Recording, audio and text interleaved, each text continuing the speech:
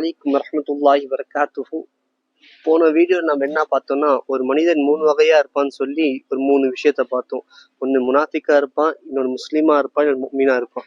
இன்னைக்கு நம்ம இந்த முஸ்லீமோடைய விஷயத்துல பார்த்தோம்னா, ரசூலுல்லாஹி ஸல்லல்லாஹு அலைஹி வஸல்லம் ஹதீஸ்ல சொல்லியிருப்பாங்க. என்னன்னா, முஸ்லீம்னா யாருன்னு கேட்கும்போது ரசூலுல்லாஹ் என்ன சொல்லுவாங்கன்னா, அல்லாஹ்வை கொண்டு சாட்சி சொல்லுவது, அதாவது அல்லாஹ்வை கொண்டு ஈமான் கொள்வது, ரசூலுல்லாஹ்வை கொண்டு சாட்சி சொல்லுவது, தொழுவது, ஜகாத் தருவது, நோன்பு வைப்பது, ஹஜ் செய்வது என்பதாக ரசூலுல்லாஹ் சொன்னாங்க.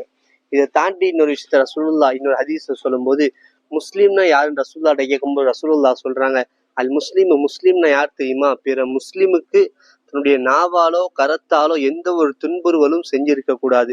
உதாரணமா சொன்னா, ஒரு முஸ்லீம் அடிக்க கூடாது, அதே முஸ்லீமை தன்னுடைய நாவால தகாத வார்த்தைகளை கொண்டு பேசக்கூடாது. அப்படிப்பட்டவர் தான் முஸ்லீம் என்பதாக ரசூலுல்லாஹ் சொன்னாங்க. வரக்கூடிய காலத்துல நம்ம சிறந்த ஒரு முஸ்லீமாக இருக்கணும்னா, நம்ம கடைசியா சொன்ன இந்த 2 விஷயத்தை கொண்டு அல்லாஹ் நம்மளை பாதுகாப்பானாக. அஸ்ஸலாமு அலைக்கும் வரஹ்மத்துல்லாஹி வபரகாத்துஹு.